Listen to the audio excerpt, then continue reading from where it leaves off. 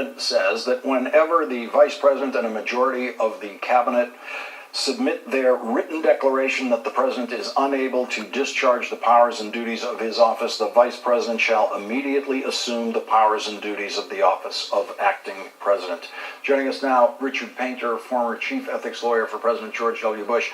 And Richard, today in your op-ed piece about mental health and the 25th Amendment, you insist that the time has come that it is the obligation of the vice president and the cabinet to act on the 25th Amendment. It is. I believe it is time to act.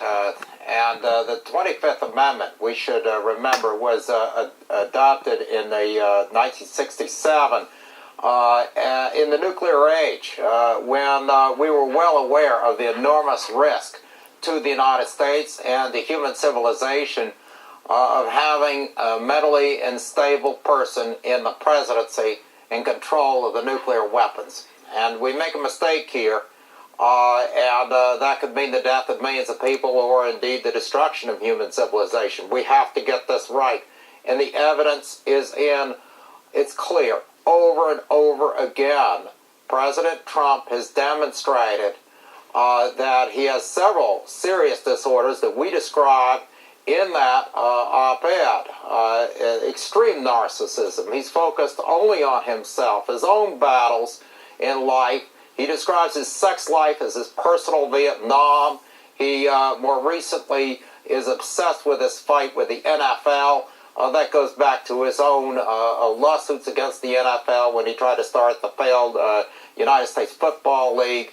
It's all about himself. And now we see a fallen soldier's family treated like dirt. And I guess that's okay to treat a fallen soldier's family like dirt so long as we stand for the national anthem at a football game. These comments go on. And we see each week new comments. But it's the same old story. President Trump is not fit psychologically for office, and that's abundantly clear. And a lot of Republican senators and Congress people know it. They just won't say it. I've talked to several people privately who acknowledge this in the Republican Party. Only a few have come forward.